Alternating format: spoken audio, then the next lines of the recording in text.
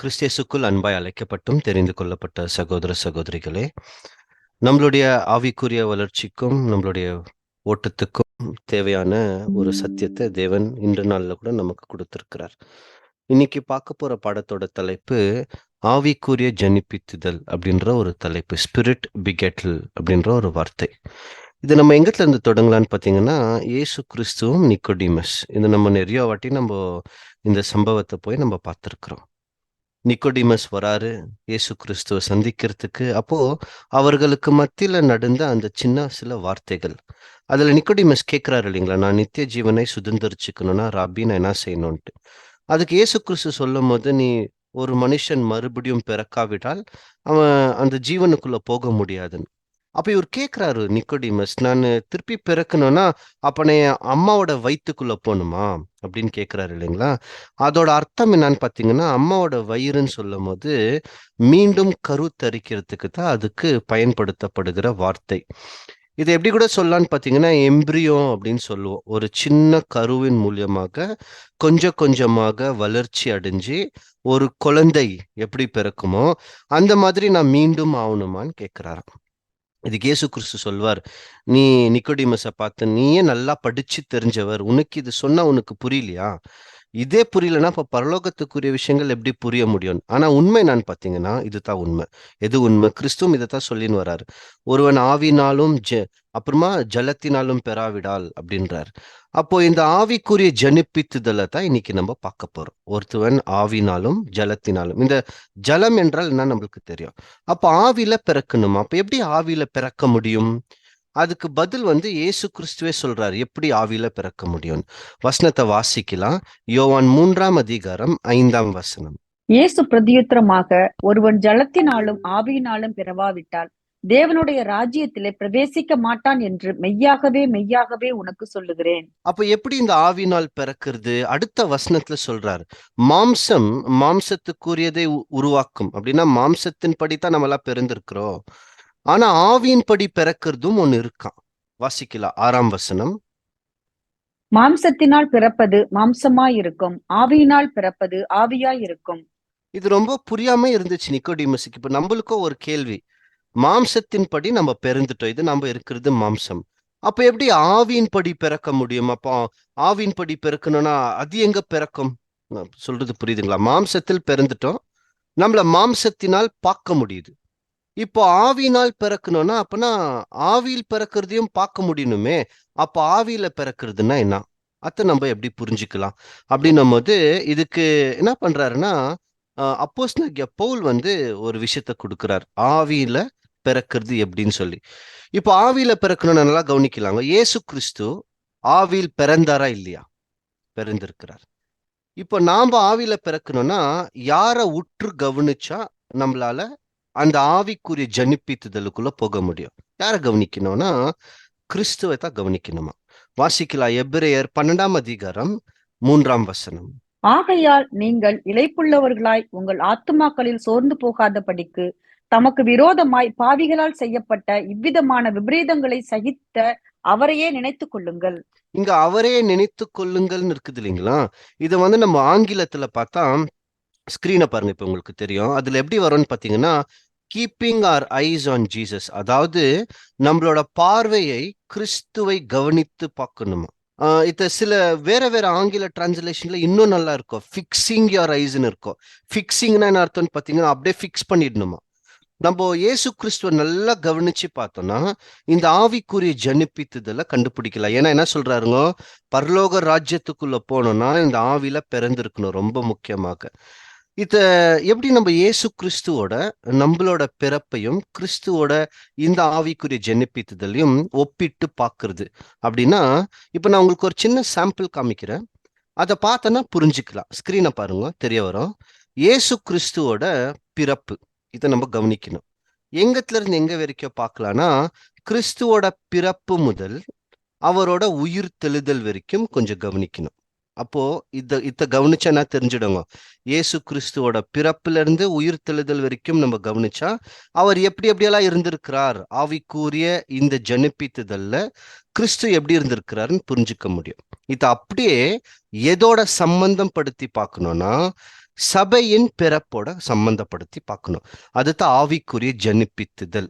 உதாரணம், இயேசு கிறிஸ்துவோட பிறப்பு என்றால் நம்மளுடைய பிறப்பு. அது நம்மளோட பிறப்பு எங்க பிறந்தோம்? நம்போ அம்மாவின் வயிற்றுல இருந்து பிறந்தது இல்ல. புது சிருஷ்டியோட பிறப்பு ஞானஸ்தானம். அப்போ கிறிஸ்துவோட பிறப்புனா நம்மளோட பிறப்பு ஞானஸ்தானம். கிறிஸ்துவோட மரணம்னா நம்மளோட மரணம். கிறிஸ்துவின் உயிர்த்தெழுதல்னா புது சிருஷ்டியின் முதலாம் உயிர்த்தெழுதல். அப்போ இயேசு கிறிஸ்துவோட பிறப்புல இருந்து அவரோட மரணம் உயிர்த்தெழுதல் வரைக்கும் நம்ம எடுத்து பார்த்தோம்னா அப்படியே புது சிருஷ்டியோட பிறப்பும் புது சிருஷ்டியோட முதலாம் உயிர்த்தெழுதல் என்ன ஆயிடும்? நம்மளுக்கு கிடைச்சிடும்.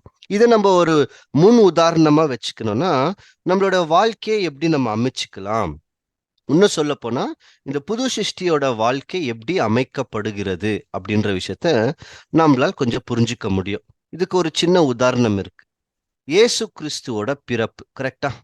இது யாரோட பிறப்போட ஒப்பிட்டு பார்க்க போறோம்னா நம்மளோட புது சிருஷ்டியின் பிறப்பு. அதுதான் ஞானஸ்தானம். எப்படி எப்படி இயேசு கிறிஸ்துவோட பிறப்பு நம்மளுக்கு ஞானஸ்தானத்துக்கு ஒப்பிட்டு வரும் வசனம் இருக்கா அப்படின்னா ஒரு சில வசனங்கள் இருக்கு. ஒவ்வொன்றாக வாசிக்கலாம்.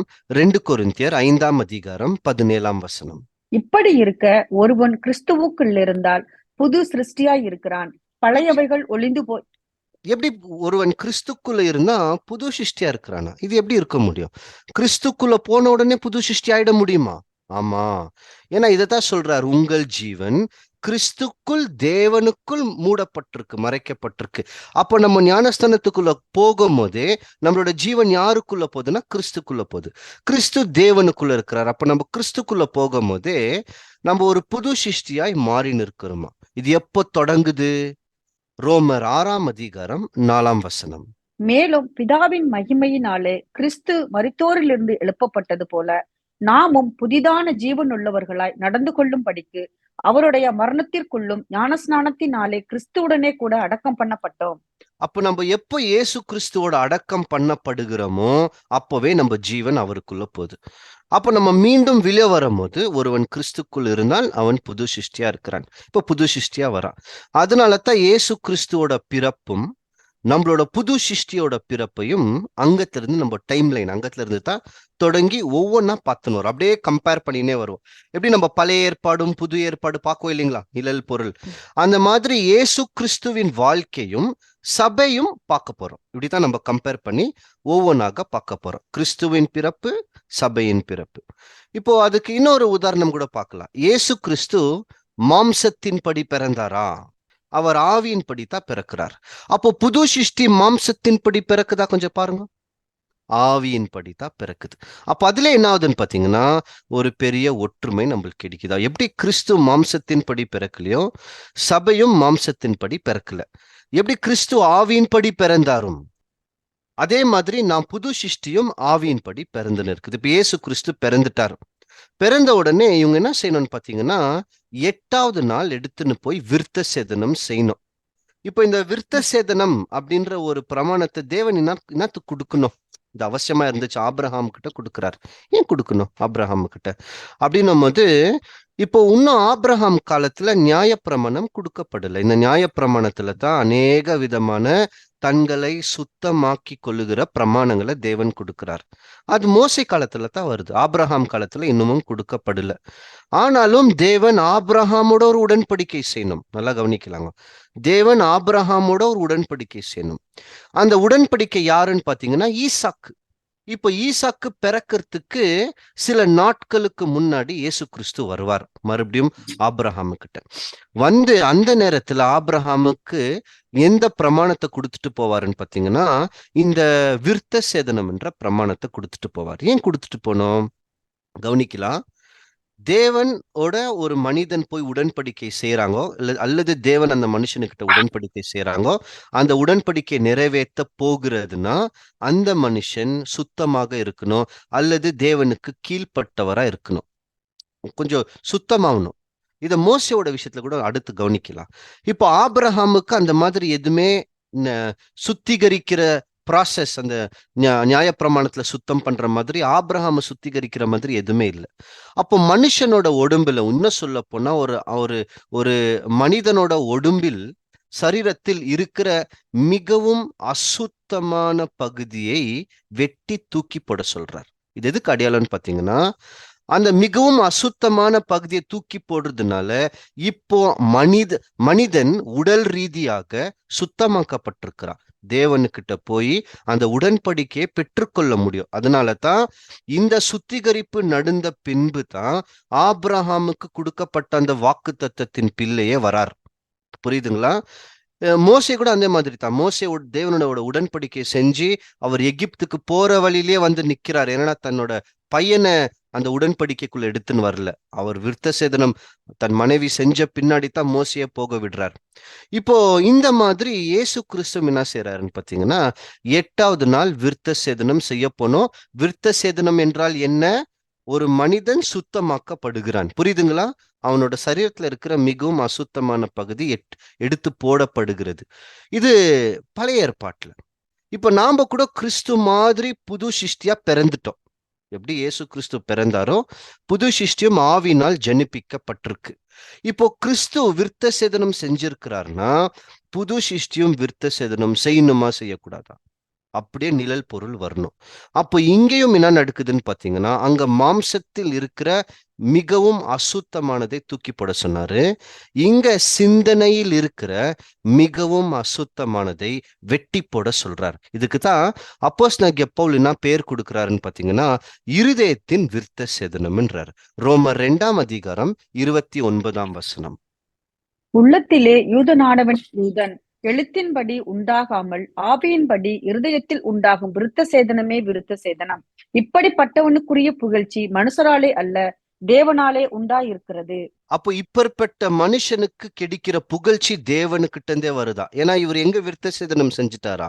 மாம்சத்தின்படி சுத்தமாக்கப்படல, சிந்தனையின்படியே சுத்தமாக்கப்படுகிறார். விருத்த சேதனம், இருதயத்தின் விருத்த சேதனம்னா என்ன அர்த்தம்னு பாத்தீங்கன்னா, எப்படி சரீரத்தில் இருக்கிற அசுத்தமான பகுதி, அந்த மாதிரி சிந்தனையில் இருக்கிற அசுத்தமான பகுதிகள், பாவ சிந்தனைகள், இதெல்லாத்தையும் எப்போ ஒவ்வொரு மனிதன் வெட்டி தூக்கி போடுறதுக்கு தொடங்குறானோ அப்ப அவன் இருதயத்தின் நிலைமையில் சுத்தமாக்கப்பட்டு இருக்கிறான். இது கண்டிப்பா செஞ்சே செய்யணுமா? ஏன்னா இது பிரமாணம். இயேசு கிறிஸ்து இந்த பிரமாணத்தை நிறைவேற்றுறார். இது முதல்.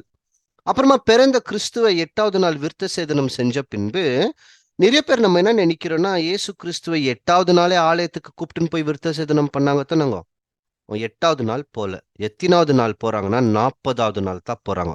8வது நாள் விருத்த சேதனம் செஞ்ச பின்பு மோசையின் பிரமாணம் பிரகாரம் ஒரு முதல் பிறந்த பையன், முதல் பிறந்த குமாரனை தேவனுக்காக அர்ப்பணிக்கணுமோ, இதெல்லாம் பிரமாணத்துல இருக்கா. அந்த பிரமாணத்தின்படி 40வது நாள் இயேசு கிறிஸ்துவ ஆலயத்துக்குள்ள கூட்டின்னு போறாங்க. வாசிக்கலாதியும் லூக்கா 2ஆம் அதிகாரம் 22ஆம் வசனம். மோசேயின் நியாயப்பிரமாணத்தின் படியே அவர்களுடைய சுத்திகரிப்பின் நாட்கள் நிறைவேறின போது. சுத்திகரிப்பின் நாட்கள் நிறைவேறின போதுன்னு இருக்குது இல்லைங்களா? இதுக்கு முந்தின வசனத்துல தான் என்ன நடக்கும்னு பாத்தீங்கன்னா, அந்த 21ஆம் வசனத்துல சொல்லின்னு வருவார் விருத்த சேதனத்தை பத்தி. 22ல அந்த சுத்திகரிப்பின் நாள் முடிஞ்ச பின்பு, நம்மளுக்கு இங்கிலீஷ்ல ஒரு டிரான்ஸ்லேஷன்ல இத சரியா நாளுன்னு போட்டிருக்குவாங்க. எந்த டிரான்ஸ்லேஷன் பாத்தீங்கன்னா, த பேஷன் டிரான்ஸ்லேஷன் என்ற ஒரு பைபிள்.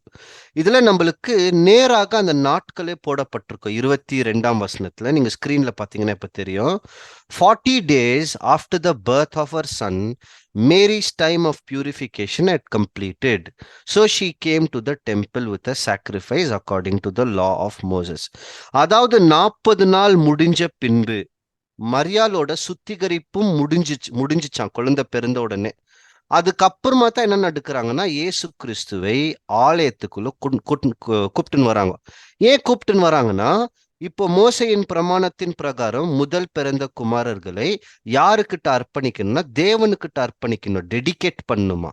23ஆம் வசனம். முதற்பேரான எந்த ஆண் பிள்ளையையும் கர்த்தருக்கு பரிசுத்தமானது என்னப்படும் என்று கர்த்தருடைய நியாயப்பிரமாணத்திலே எழுதியிருக்கிறபடி அவரை கர்த்தருக்கென்று ஒப்பு கொடுக்கவும். இப்ப புரியுதுங்களா என்ன சொல்லின்னு வர்றாருன்ட்டு? கர்த்தருக்கு ஒப்பு கொடுக்கணும். அதனால என்ன பண்றாங்கன்னு பாத்தீங்கன்னா, இயேசு கிறிஸ்துவை எடுத்துன்னு எங்க கொடுக்குறாரு? ஆலயத்துல தேவனுக்காக அர்ப்பணிக்கணும், ஒப்பு கொடுக்கணும். இப்ப சிஸ்டர் இது வரைக்கும் புரிஞ்சுன்னு வருதுங்களா? இந்த பாடமே கொஞ்சம் இப்படித்தான் இருக்கும். கொஞ்சம் வசனங்கள் அதிகமா இருக்கும். இது நல்லா சத்தியத்தில் நல்லா நம்ம நிறைய தேர்ந்தவர்களா இருந்தா இந்த பாடத்தோட சாராம்சத்தை நம்ம நல்லா புரிஞ்சுக்கலாம். இப்ப நியாயப்பிரமாணத்தின் பிரகாரத்தை இயேசு கிறிஸ்து எடுத்துன்னு வந்து ஒப்பு கொடுக்குறாங்க, கரெக்டுங்களா? இப்ப நாம இந்த நியாயப்பிரமாணத்தை பின்பற்ற வேண்டிய அவசியம் இருக்கானா? அவசியம் இல்லை. இனி நாம் நியாயப்பிரமாணத்துக்கு கீழ்ப்பட்டவர்கள் அல்ல. ஆனா ஆனா இந்த நியாயப்பிரமாணம் பழைய ஏற்பாட்டுல இருந்த நியாயப்பிரமாணத்தோட அஸ்திபாரம் இருந்துச்சு இல்லைங்களா? இந்த நியாயப்பிரமாணமே எது மேலத்தான் ஏங்கி கொண்டிருந்தது? பழைய ஏற்பாட்டின் நியாயப்பிரமாணம் எது மேல் ஏங்கி கொண்டிருந்தது? எப்படி இதை கண்டுபிடிக்கலாம் அப்படின்னா, கிறிஸ்துவோட காலத்துல ஒரு நியாய சாஸ்திரி ஒருத்தர் வரார். வந்து இயேசு கிறிஸ்துவை சோதிக்கும்படி எந்திரிச்சு ஒரு கேள்வி கேட்குவாரா. இதனால தான் கிறிஸ்து நல்ல சமாரியன் உவமையை பேசியிருக்கார். போதகரே, நான் நித்திய ஜீவனை சுதந்தரிக்கணும்னா நான் என்ன செய்யணும் அப்படின்னு கேட்கிறாரு. அதுக்கு இயேசு கிறிஸ்து எப்படி பதில் கொடுக்கிறாருன்னா, அவரே ஒரு கேள்வியை வைக்குவார். இது லூக்கா 10 25 27 வரைக்கும் வரும். அவரே ஒரு கேள்வி வைக்குவார். என்ன சொல்றாருன்னா, ஏன்பா நீயே நல்லா படிச்சிருக்கிற, உனக்கே நல்லா தெரியும், நீயே சொல்லு, உனக்கு தெரியுமே, நீயே சொல்லுன்னு. அப்போ அதுக்கு அந்த பிரதி உத்தரமாக அந்த மனுஷன் என்னத்தான் சொல்லியிருக்குவார்னா, இதெல்லாம் நியாயப்பிரமாணம். நியாயப்பிரமாணத்தின் பிரகாரம் ஒரு மனுஷன் நித்திய ஜீவனுக்குள்ள போனா அவன் என்ன செய்யணுமா? அன்பை செய்யணுமா. வாசிக்கலாம் 27 லூக்கா 10:27. அவன் பிரதியுத்தரமாக, உன் தேவனாகிய கர்த்தரிடத்தில் உன் முழு இருதயத்தோடும் உன் முழு ஆத்மாவோடும் உன் முழு பலத்தோடும் உன் முழு சிந்தையோடும் அன்பு கூர்ந்து உன்னிடத்தில் அன்பு கூறுவது போல பிறனிடத்திலும் அன்பு கூறுவாயாக என்று எழுதியிருக்கிறது என்றான். அப்பனா புரியுதுங்களா? இந்த முழு பிரமாணமே எது மேலத்தான் இயங்கி கொண்டு இருக்குன்னா, பழைய ஏற்பாட்டிலேயே அன்பு மேலத்தான் இயங்கி கொண்டு இருக்கு. அப்போ இந்த அன்புன்ற இந்த பிரமாணம் மட்டும் புது ஏற்பாட்டிலையும் இன்னும் முடிக்கப்படவில்லை. நியாயப்பிரமாணம் நிறைவேறினா கூட அன்பின் பிரமாணம் இன்னமும் உயிரோட இருக்கு. யார் அதை நிறைவேற்றணும்னு பார்த்தீங்கன்னா, சபையும் நிறைவேற்றணும். இது நம்ம அன்பின் பாடத்திலே பார்த்தோம். கலாத்தியர் 5 14 ரோமர் 13 10 இதெல்லாம் பார்த்தோம். அன்பை நிறைவேற்றுகிறவர்கள் நியாய பிரமாணத்தை நிறைவேற்றுகிறார்கள். அப்பனா இயேசு கிறிஸ்து பிரமாணத்தின் பிரகாரம் முதல் பிறந்த குமாரனா இருக்கிற கிறிஸ்து தேவாலயத்தில் தேவனுக்காக அர்ப்பணிக்கப்படுகிறார். அப்படின்னா இப்போ இந்த புது சிருஷ்டி அன்பின் பிரமாணத்தின் மூலியமாக முதல் பிறந்திருக்கிறோமா நாம கூட. அப்ப நாம கூட தேவனுக்கிட்ட அர்ப்பணிக்கப்பட்டிருக்கணுமா. அப்ப நம்ம முதல் பிறந்தவர்களான்னு பார்த்தா நாம கூட முதல் பிறந்தவர்களா. யாக்கோபு 1 சத்திய வசனத்தினால் ஜனிப்பிக்கப்பட்ட முதல் பேரானவர்கள். நம்மளை பார்த்து அப்படித்தான் சொல்றார். முதல் பலன்கள், ஃபர்ஸ்ட் ஃப்ரூட்ஸ்.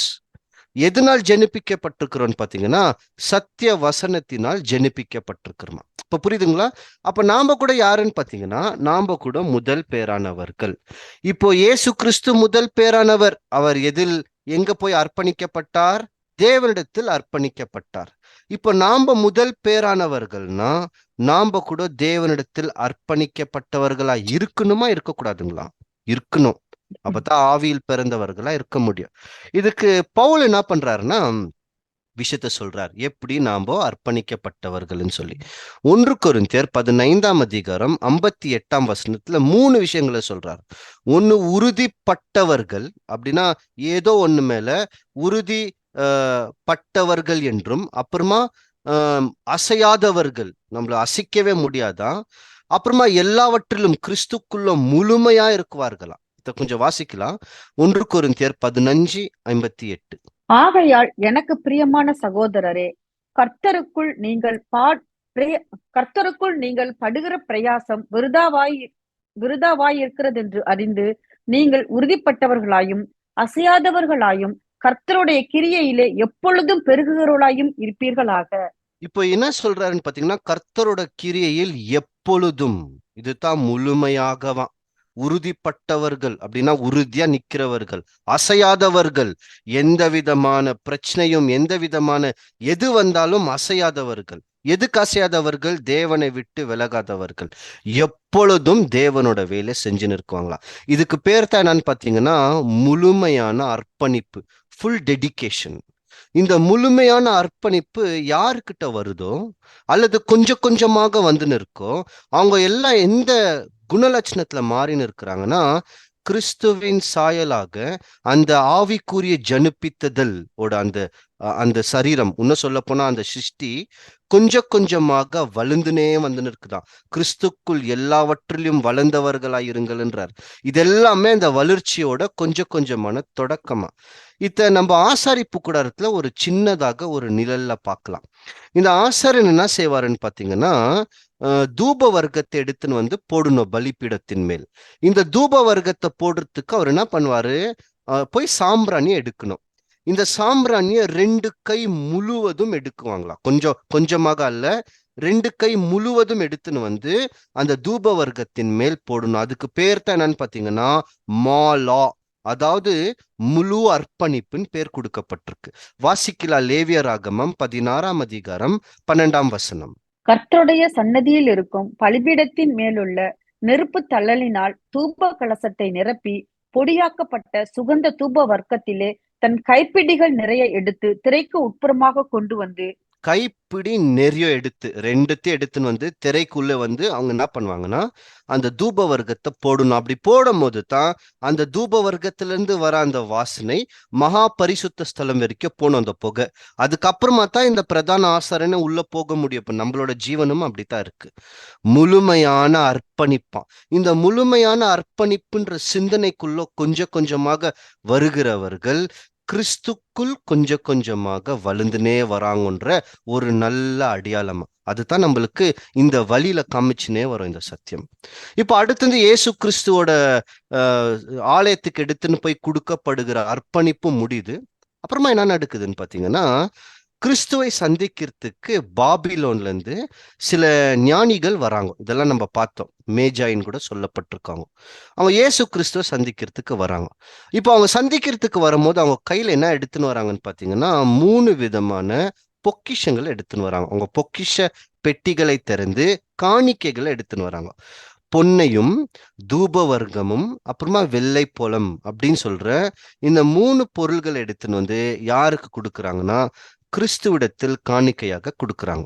வாசிக்கலாம், இதுவும் மத்தேயு 2ஆம் அதிகாரம் 11ஆம் வசனம். அவர்கள் அந்த வீட்டுக்குள் பிரவேசித்து பிள்ளையையும் அதன் தாயாகிய மரியாளையும் கண்டு சாஷ்டாங்கமாய் விழுந்து அதை பணிந்து கொண்டு தங்கள் பொக்கிஷங்களை திறந்து பொன்னையும் தூப வர்க்கத்தையும் வெள்ளை போலத்தையும் அதற்கு காணிக்கையாக வைத்தார்கள். இப்ப இயேசு கிறிஸ்துவுக்கு இந்த 3 விஷயங்களை காணிக்கையா கொடுத்தாச்சு. கிறிஸ்துவுக்கும் புது சிருஷ்டிக்கும் இருக்கிற ஒற்றுமையை பார்த்துன்னு போயின்னு இருக்கிறோம்.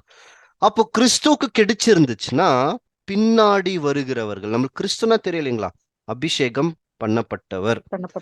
சபையும் என்னன்னு தான் பாத்தீங்கன்னா அவங்க கூட அபிஷேகம் பண்ணப்பட்டவர்கள் தான். அப்ப இவர்களும் அந்த கிறிஸ்துவர் வரிசையில தான் வந்து இருக்கிறாங்க. அதுதான் அந்த வித்தை குறிச்சு பேசும்போது அந்த வித்து கிறிஸ்துன்னு பேசிட்டார். இப்ப கிறிஸ்துக்குள்ள யார் யாரெல்லாம் இருக்கிறாங்களோ அவங்களா வித்தா மாறின்னு இருக்கிறாங்க. இப்ப கவனிக்கலாம், தங்கம் தங்கம் கொடுக்கப்படுகிறது அப்படின்னா அப்ப நமக்கும் தங்கம் கொடுக்கப்பட்டிருக்கணும். எந்த தங்கம் நமக்கு கொடுக்கப்பட்டிருக்குன்னா நமக்கும் ஒரு தங்கம் கொடுக்கப்பட்டுச்சான். இந்த தங்கத்தை நாளுக்கு நாள் இன்னமும் சுத்தமாக்கினே வராரா நம்ம கிட்ட இருக்கும் போதே.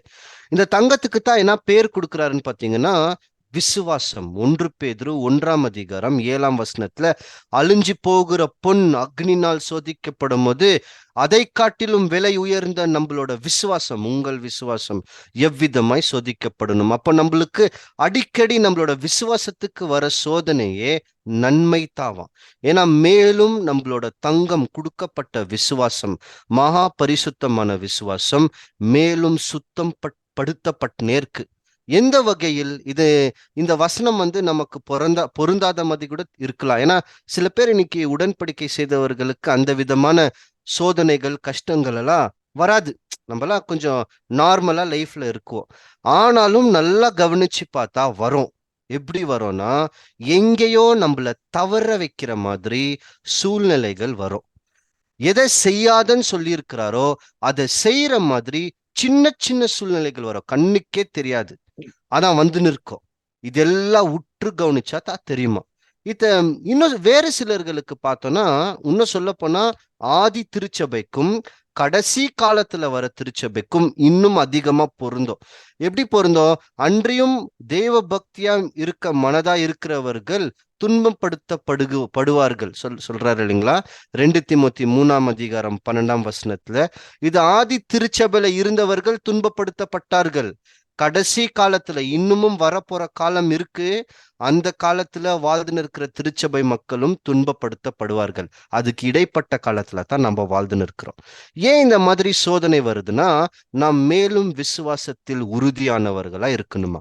வாசிக்கலாம், யாக்கோபு 1:3. உங்கள் விசுவாசத்தின் பரீட்சையானது பொறுமையை உண்டாக்கும் என்று அறிந்து அதை மிகுந்த சந்தோஷமாக எண்ணுங்கள். நம்ம ரொம்ப சந்தோஷமா எண்ணுமா. ஏதோ ஒரு சோதனை வருதுன்னா, இந்த சோதனை நிமித்தமாக நம்மளுக்கு பொறுமையை வளர்த்துன்னு இருக்கிறார். ஆவியின் கனிகளை ஞாபகம் இருக்குங்களா? நீடிய பொறுமை இருக்கு.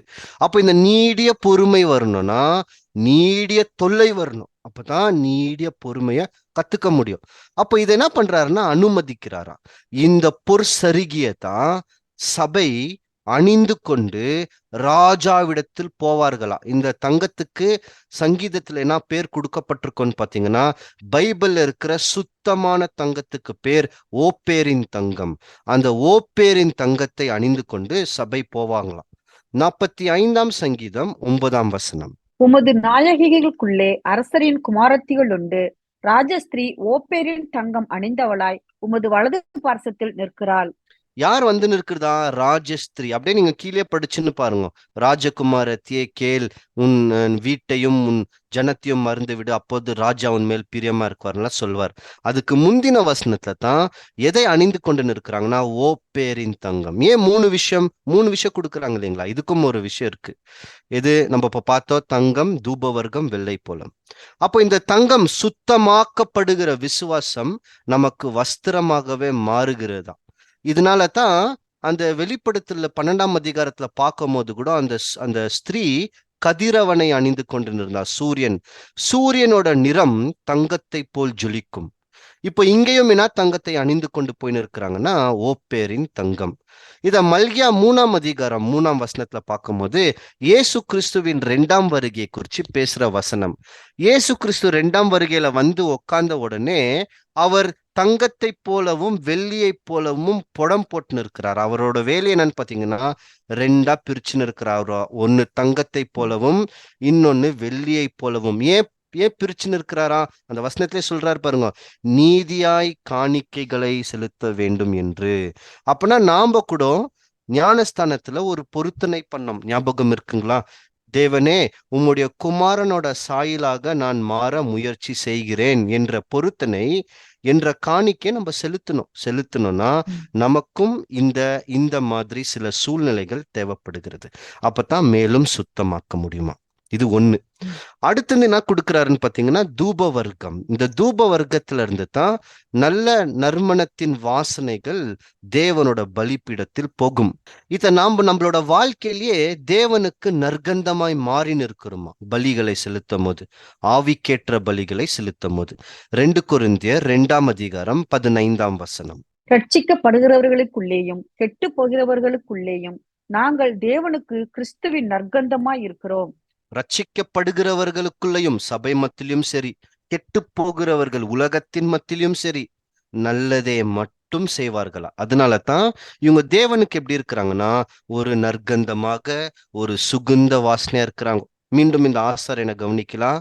எப்படி இந்த ஆசாரியன் இந்த தூப வர்க்கத்தை போட்ட பின்பு மகா பரிசுத்த ஸ்தலத்துக்கு முழுவதும் இந்த வாசனை போயின்னு இருக்கோ, அந்த மாதிரி இன்னைக்கு சபையோட ஒவ்வொரு பலிகளையும் எப்படி இந்த பலிகள்னு சொல்றாங்களே, என்ன அர்த்தம்? இது நம்ம அன்பு பாடத்திலே பார்த்தோம். நம்ம ஏதோ ஒண்ணு செய்ய போறோம்.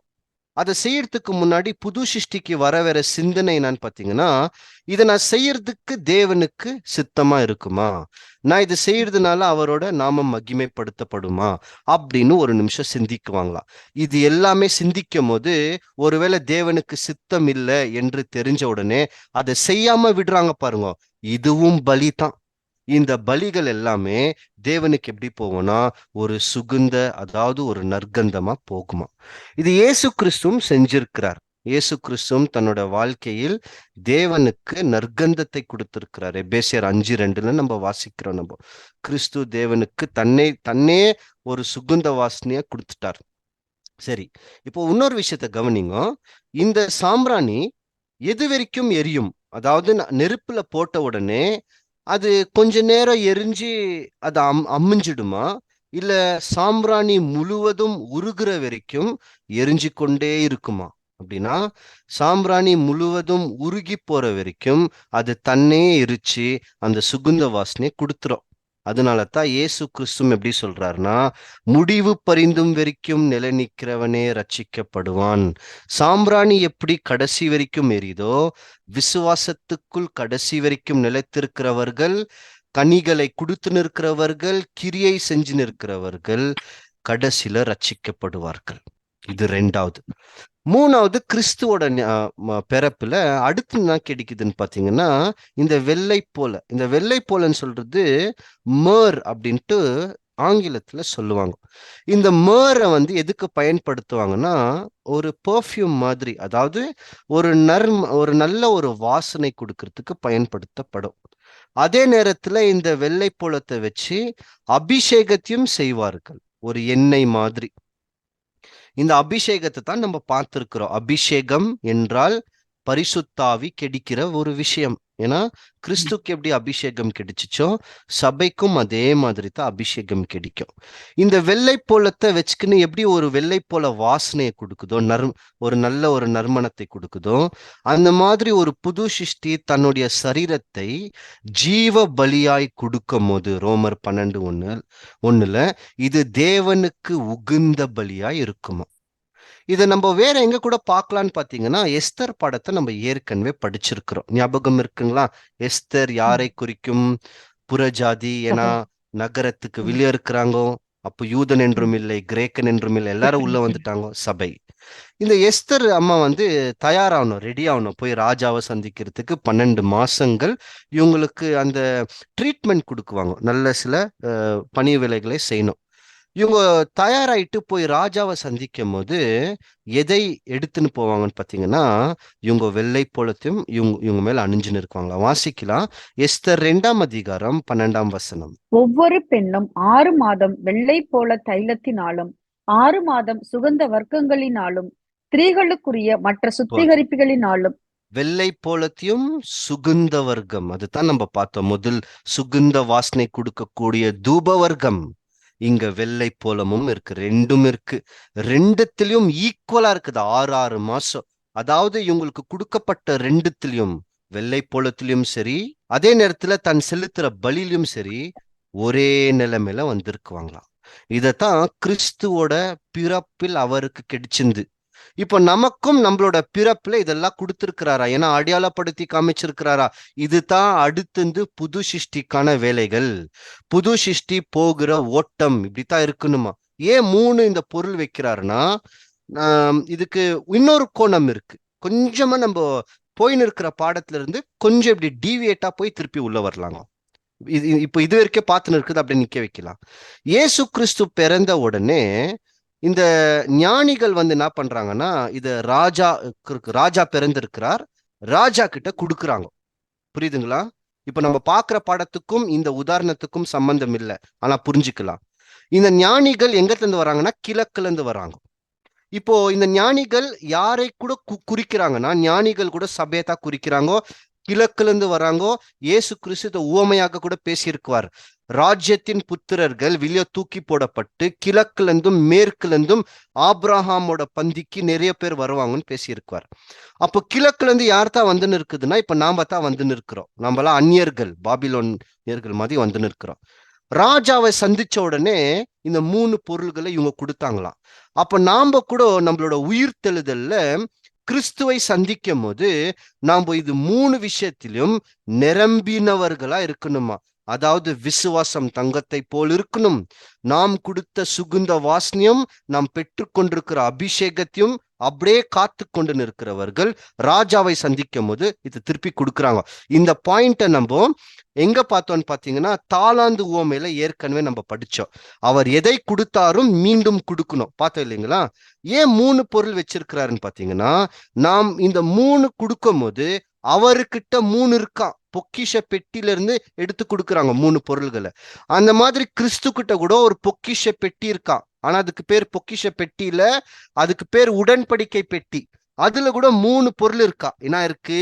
ஒண்ணு அழியாமை உள்ள மன்னா, அடுத்தது ராஜா என்ற ஒரு ஆசாரியன் என்ற ஒரு ஆரோனின் கோல், பிரமாணம் நியாயம் விசாரிக்கிறவர்கள். அப்போ கிறிஸ்து கிட்ட கூட 3 இருக்கு ஒரு பெட்டியில. அத சபைக்கு கொடுக்கிறாரா? சாகாமை உள்ள ஜீவன், 1000 வருஷம் தீருமளவும் ராஜாக்களாகவும் ஆசாரியர்களாகவும், அப்புறமா உலகத்தை மட்டுமல்ல தேவ தூதர்களையும் நியாயம் விசாரிக்கிற ஒரு அதிகாரம். இது 3 கொடுக்கும் போது அது 3 அவர்கள் கைக்கு கிடைக்கும். இப்ப புரியுதுங்களா? இப்போ இயேசு கிறிஸ்துக்கு இது கிடைச்சாச்சு. இப்ப அடுத்தது இயேசு கிறிஸ்து வளர்ந்துனே வரார். அப்புறமா தான் அவரு ஞானஸ்தானத்துக்குள்ள போறார். இப்போ கிறிஸ்து வளர்ந்துனே வரும்போது எப்படி வளர்ந்துன்னு வராருன்னு பாத்தீங்கன்னா, அவர் ஞானத்தில் வளர்ந்தவரா இருந்தாரா. வாசிக்கலாம் லூக்கா 2ஆம் அதிகாரம் 52ஆம் வசனம். இயேசுவானவர் ஞானத்திலும் வளர்த்தியிலும் தேவ கிருபையிலும் மனுஷ தயவிலும் அதிகமாய் விருத்தி அடைந்தார். இப்போ அதிகமாய் விருத்தி அடைந்தார்னா அவர் வளர்ந்துன்னு இருக்கும் போதே ஞானமும் அவர் கூடவே வளர்ந்துனே வந்துச்சா. எப்படி வளர்ந்துருக்கோ கிறிஸ்துக்குள்ளோ ஞானம்? இப்ப இயேசு கிறிஸ்துக்குள்ள ஞானம் வளர்ந்துனே வந்துச்சான். எதை பத்தின ஞானம்னா தேவனை பத்தின ஞானம். அப்ப இயேசு கிறிஸ்து வளர்ந்துன்னு வரும் போதே ஞானம் அவரு கூட வளர்ந்துனே வந்துச்சுன்னா, தேவனோட கிருபையும் வளர்ந்துனே வந்திருக்குன்னா, அப்ப நாமும் கூட இங்க இந்த புது சிருஷ்டி, ஆவிக்குரிய ஜனிப்பித்ததல்ல கிடைக்கப்பட்ட புது சிருஷ்டி நாளுக்கு நாள் வளர்ந்துன்னு வரும்போது இதுவும் கூட ஞானத்துல வளர்ந்துனே வரணும் இல்லைங்களா? வளர்ந்துன்னு வருகிறது. ஆனா இந்த ஞானத்துல வளர்ந்துன்னு வரணும்னா அதுக்கு மிக முக்கியமான ஒரு கோரிக்கை இருக்கா, குவாலிஃபிகேஷன் இருக்கா. இது இருந்தா தான் ஞானத்துல வளர்ந்துன்னு வர முடியுமா? இது இல்லைன்னா வளரவே முடியாதா? எது அது அப்படின்னு பார்த்தா, கர்த்தருக்கு பயப்படுகிற பயமே ஞானத்தின் ஆரம்பம். அப்பனா நாம் தேவன் மேல் வைக்கிற பயம் நம்மளை நாளுக்கு நாள் எதுல விருத்தி அடைஞ்சு செஞ்சுன்னு இருக்கோம்னு பாத்தீங்கன்னா ஞானத்துல வளர்ந்துன்னு வைக்கும். அப்ப தேவனுக்கு பயப்படுற பயம்னா எப்படி? எப்படி தேவனுக்கு பயப்படுற பயம்னா, அந்த உவமையில சொல்ற மாதிரி தாளந்து உவமையில, ராஜாவே உமக்கு நான் பயந்து நடுநடுங்கி இதோ உன்னுடைய காசை புதைச்சி வச்ச அந்த பயமா? இல்ல. பயம் என்றால் என்ன? வாசிக்கலாம் பிரசங்கி 12ஆம் அதிகாரம் 13ஆம் வசனம். பயம்னா என்ன? காரியத்தின் கடைத்தொகையை கேட்போமாக. தேவனுக்கு பயந்து அவர் கற்பனைகளை கைக்கொள். எல்லா மனுஷர் மேலும் விழுந்த கடமை இதுவே. தேவனுக்கு பயந்து அவரோட கற்பனைகளை கைக்கொள். அப்ப நம்ம எப்ப அவரோட கற்பனைகளை கை கொள்ளுகிறோமோ அவருக்கு நாம் பயந்தவர்களா இருக்கிறோம். இன்னும் சொல்ல போனா எப்ப நாம் தேவனுக்கு கீழ்ப்பட்டவர்களா இருக்கிறோமோ அப்போ அவருக்கு பயந்தவர் தான். இது எல்லார் மேல் விழுந்த கடுமை.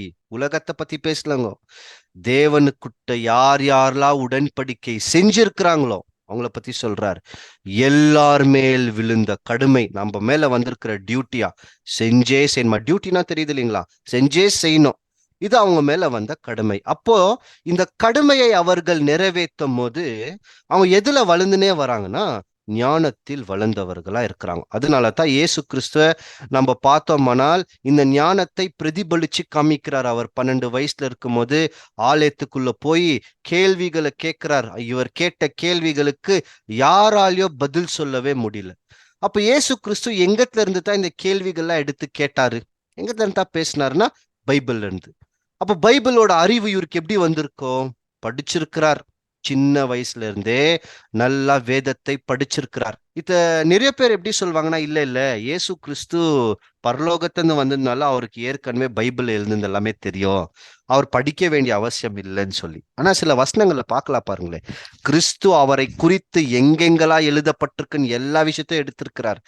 எல்லா வசனத்தையும் மனப்பாடமா வச்சிருக்கிறார். சின்ன உதாரணம், அவருக்கு வந்த சோதனை அதை எப்படி மேற்கொள்றார்? சாத்தானுக்கிட்ட பதில் கொடுக்கும் போது நானும் ஒன்றாக பேசாமல், இது அப்படியே சொல்றாரு, தானாக சொல்லாமல் வசனத்தை பதிலாக எடுத்து வைக்கிறார். அதே நேரத்துல பிரதான ஆசாரியன் இடத்துல இயேசு கிறிஸ்துவ கூப்பிட்டு போய் நிக்க வைக்கிறாங்க. அவன் கேட்கிறான், நான் மெய்யான தேவனோட பேரில் உன்னை கேட்கிறேன், நீ அவரோட குமாரனா சொல்லுன்னு சொன்னா அதுக்கு பதில் என்ன கொடுக்கிறாருன்னா தானியேல் என்று சொல்றார் கிறிஸ்து. மனுஷகுமாரன் ஆகாயத்தின் மேல் மேகங்களோட வருதன் இது முதல் காண்பேன். அப்ப அவர் ஒவ்வொரு நேரத்திலும் என்னத்தான் பண்ணுவாருன்னு பாத்தீங்கன்னா வசனத்தை பேசி இருக்கிறார். இன்னொரு நேரம் என்ன நடக்குதுன்னா, ஜெபாலயத்துல போன உடனே இயேசு கிறிஸ்து கையில ஒரு சுருள் கொடுக்குறாங்களா, ஏதோ எடுத்து படின்னு சொல்லி. அப்ப அவர் என்ன பண்றாருன்னா ஏசாயா புஸ்தகத்தோட சுருள் எடுத்து அவரை குறித்து எங்க எழுதியிருக்குதுன்னு கரெக்டா எடுக்கிறாரா. எப்படி தெரியும்? கரெக்டா எடுத்து அத்தை படிக்கிறாரா. வாசிக்கலாம், லூக்கா 4:17. அப்பொழுது ஏசாயா தீர்க்கதரிசியின் புஸ்தகம் அவரிடத்தில் கொடுக்கப்பட்டது. அவர் புஸ்தகத்தை விரித்தபோது அவரை பத்தி எழுதியிருக்கிற இடத்தை பார்த்து பின்னாடி அப்படியே வாசிக்குவாரா. எங்க தந்து எடுத்து படிச்சிருக்குவாருன்னு பாத்தீங்கன்னா ஏசாயா 61 அந்த தீர்க்க தரிசனத்தை எடுத்து பேசுவார். எபிரேயர் 10:9 கூட நம்ம வாசிக்கிறோம், இதோ என்னை குறித்து புஸ்தக சுருளில் எழுதப்பட்டிருக்கு, இதோ உம்முடைய சித்தத்தை செய்ய நான் வருகிறேன். அப்ப இயேசு கிறிஸ்து தன்னை குறித்து எங்கெங்கெல்லாம் எழுதப்பட்டிருக்கு, எங்கெங்கெல்லாம் தேவன் சொல்லியிருக்கிறார் எல்லாத்தையும் பார்க்கிறார். அப்போ கிறிஸ்துக்கு தெரியலையா, நான் முன்னாடி தேவனிடத்தில் தான் இருந்தேன், நான் இப்போ வந்திருக்கிறேன். ஞானஸ்தானத்துல தான் தெரியுது. ஞானஸ்தானத்துல வானங்கள் திறக்கப்படுகிறது. அதுக்கு முன்னாடி தெரியும், என்னோட அப்பான்னு ஏத்துக்கிறாரு, வசனத்துல போட்டிருக்கு. ஆனா எப்ப அவருக்கு வானங்கள் திறக்கப்பட்டுச்சோ, ஞானஸ்தானம் முடிஞ்ச உடனே பாருங்க நேரா தேவனோட தொடர்புல போயிடுறாரு. அதுக்கு முன்னாடி போன மாதிரி நம்மளுக்கு தெரியல. தேவனும் கிறிஸ்துடத்தில் பேசின மாதிரி வசனங்களே இல்லை. எப்படித்தான் பேசி இருக்கிறாருன்னா வார்த்தை மூலியமா தான் பேசிக்கிறார்.